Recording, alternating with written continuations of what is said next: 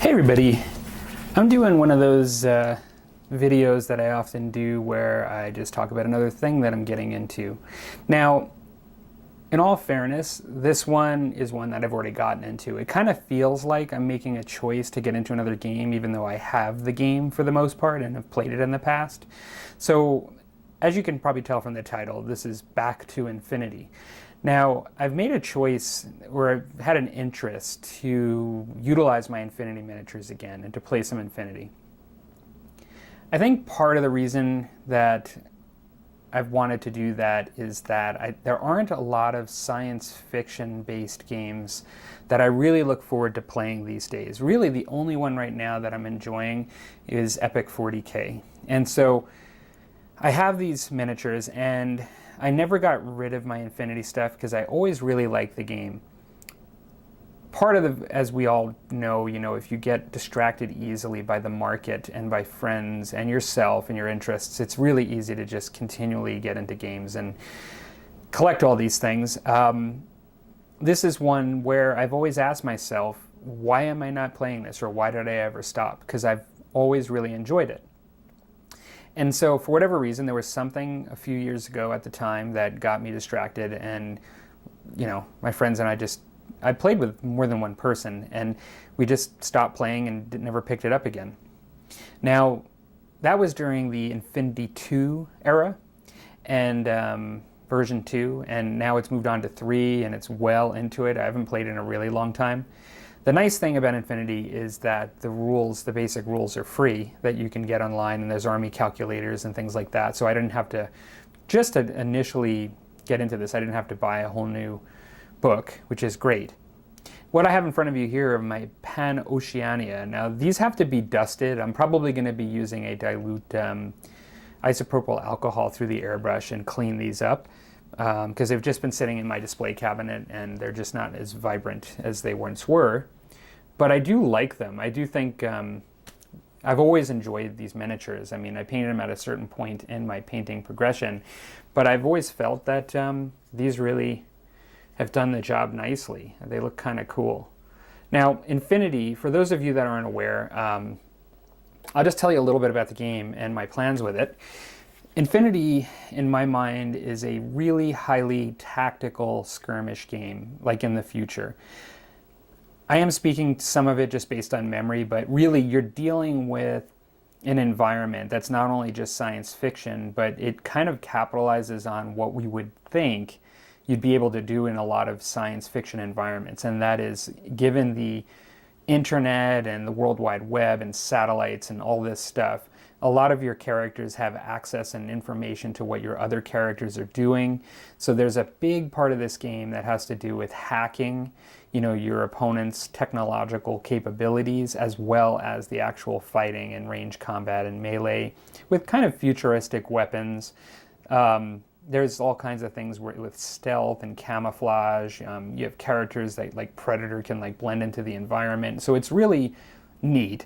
There's a lot of it's a complex game. In my mind, it's not a lighthearted beer and pretzels rule set.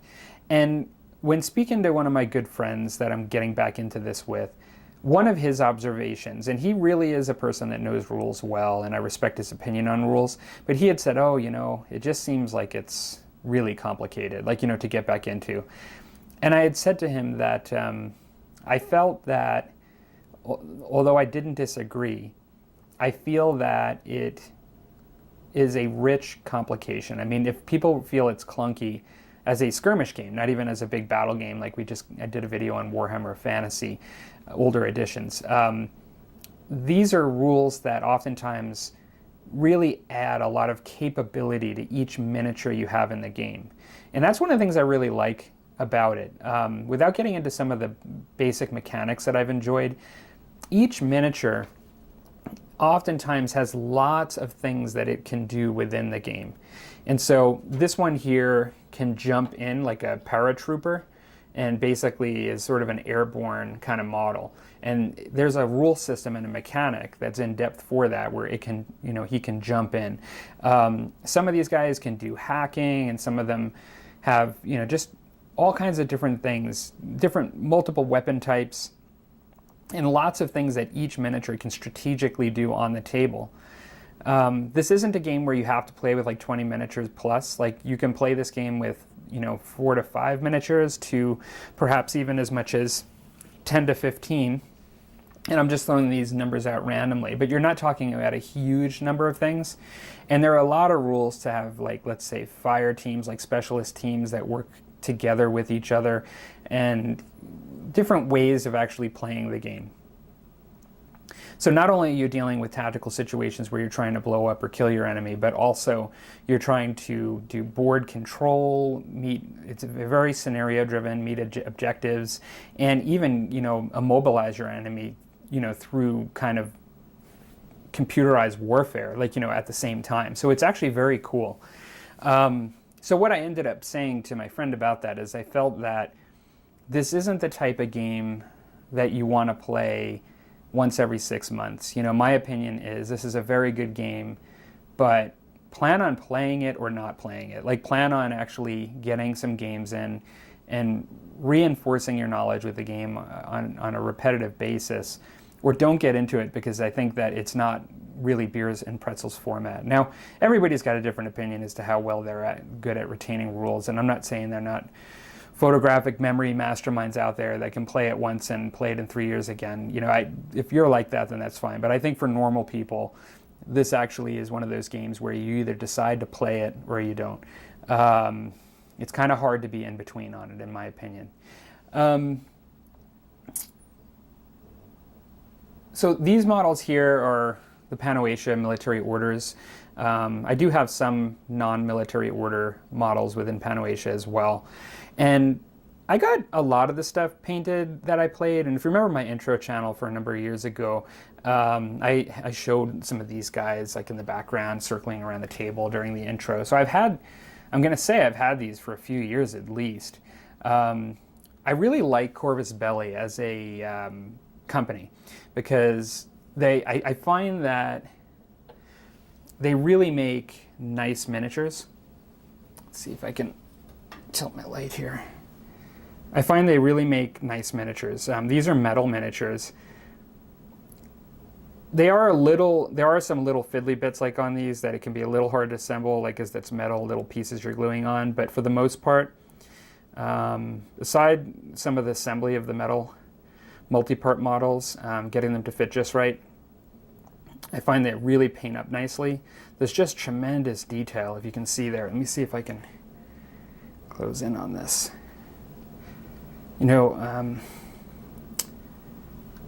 Sorry, one moment. Sorry about that. I had my camera still on manual focus from another video I was doing. But if you can see here, the level of detail in some of the sculpting, it's really quite impressive. And these are old miniatures. I mean, when I say old, I mean they're not like my Oldhammer miniatures, but they're, you're talking a few 4 or 5 years ago. I mean, like, this is not your latest stuff. They've always been quite good. Corvus Belli, in my mind, has a nice formula in that they have it within their capacity to make really good miniature designs and good castings, but as well create really engaging rule sets that take the game and really bring each miniature to life. And so that's one of the reasons why I wanted to just utilize the models I already had. I do have one damaged one here that I just never got to, and it's a hacker. And it just has one of these little fiddly bits that I've lost. I primed her, it's a female, never got to the point where I actually painted her. And so what I'm going to do is just probably sculpt something just to match it, or take do a little green stuff casting of that. It's just really meant to be the exact one like this. And so I have that one there that I've not painted. I have a few blisters. Let's see here.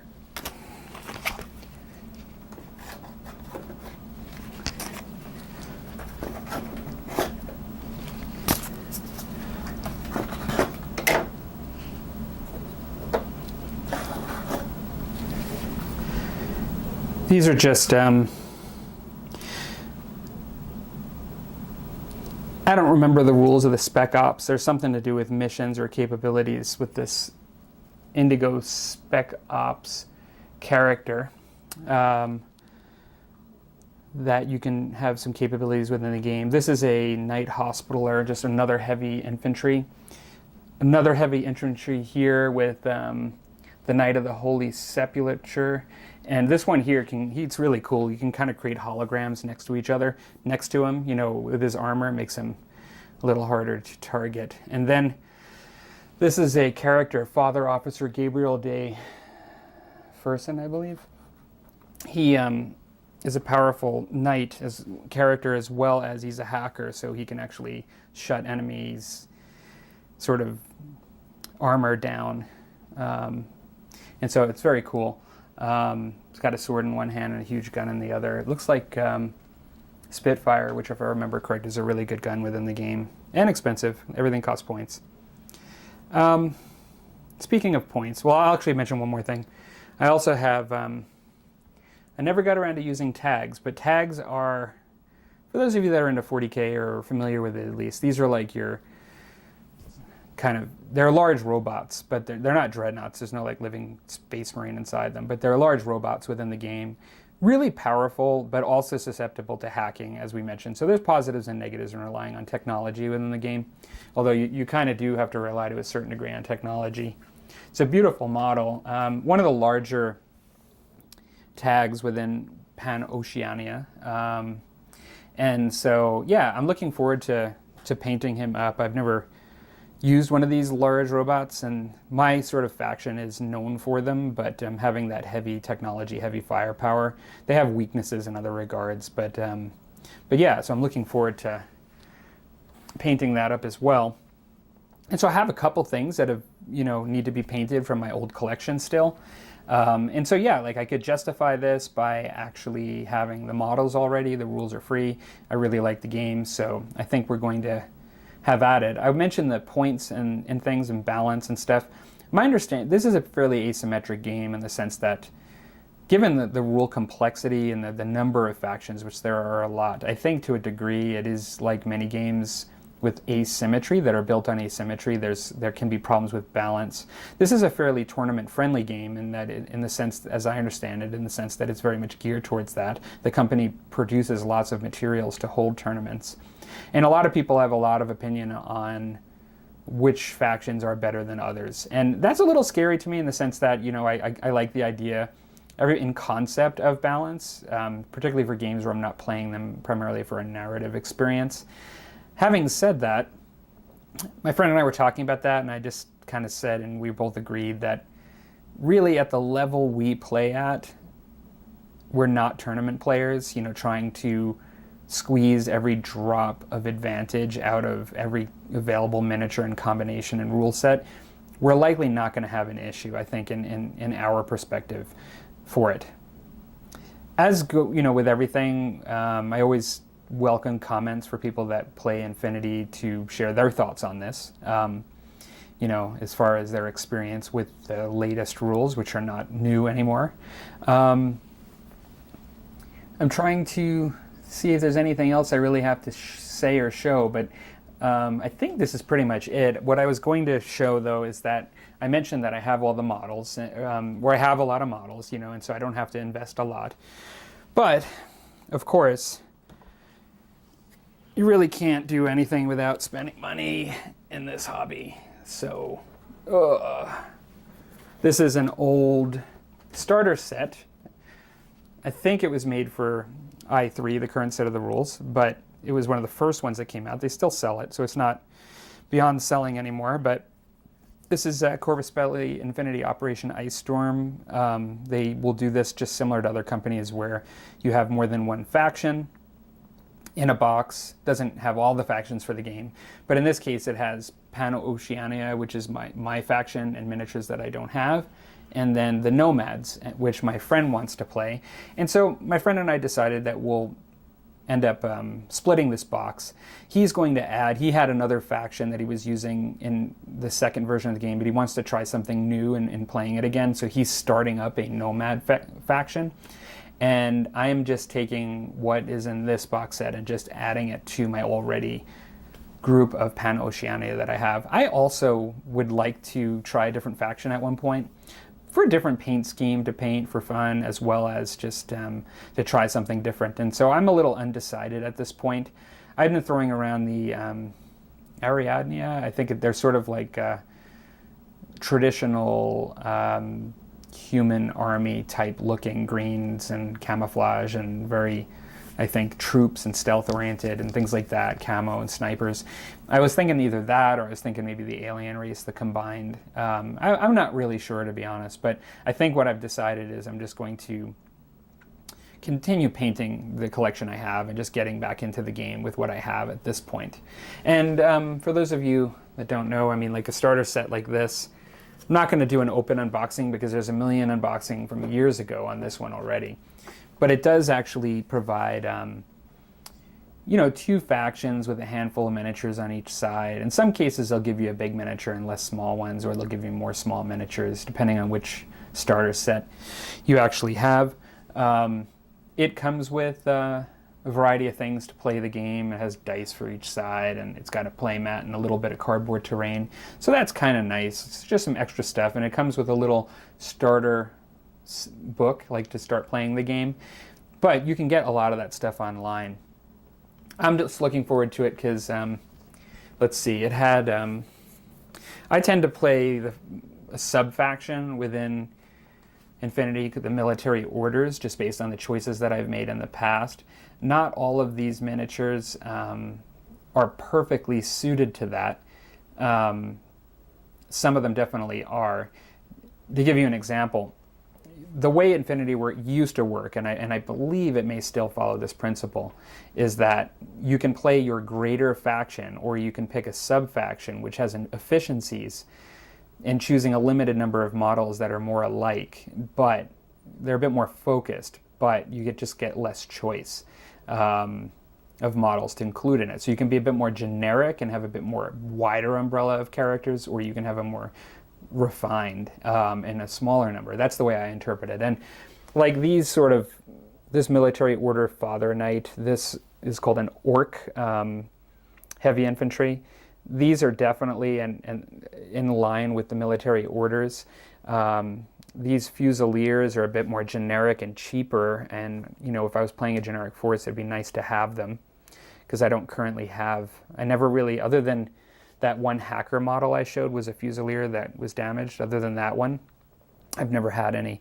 And then this, I believe, is like a Swiss Guard or something, Nisus, I think is the name of them or something. That's a sniper, I believe, but a little bit more specific of a model than the faction that I use. I might be able to use them in a more generic list. And this one as well is a troop from a sub-faction that I don't currently have any models for. So it's a little hit and miss as far as the utility, but it's nice to just be able to get back into the game, add a couple that I don't have, and then my friend actually gets, this is an exclusive miniature just to this box, which is kind of nice. And the miniatures that my friend will be getting are very nice as well. I do like the look of the Nomads.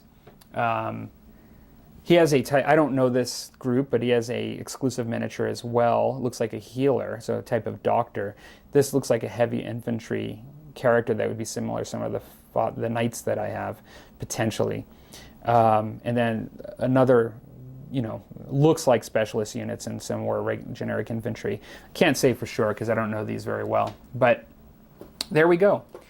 I think I'm going to put this in my queue of stuff to work on. I don't have that much that I would need to paint because I have so much already here that I could really play now. Like I can just paint this at my leisure. Really, my friend, if he wants to play the new faction, has to get all of his stuff painted up then, unless he wants to use his old models, which he could easily do, use his other faction. But yeah, I'm kind of looking forward to painting this larger model up, some of the additional ones that I have there, and then what's in here as well. So that's kind of the latest. I know in our Musty Wargamers, Rusty has told me at times that he's played Infinity, although coincidentally, I've never seen him, to my knowledge, ever paint Infinity on the channel. He's talked about, even recently, within the last 6 months, playing some Infinity, but it was one of those things I was surprised to hear. It might be that he just kind of painted up his troupe at a time when I either didn't see his channel years ago, or he didn't include it, because it was just a small amount of painting. Ooh, this looks like this fell off. This guy here. I'll have to re-glue that. But yeah, so I think that's about it. I'm interested in what you guys think about Infinity. Have you guys had experience playing it? Do you have any thoughts on the differences between the second edition and the third edition of the game? How do you feel about the complexity of the game and how it adds to your enjoyment and the richness of the experience? Is it something that just makes it too difficult and, you know, bothersome to play, or do you find that it feeds your tactical kind of itch? I'm interested. Talk to you guys later.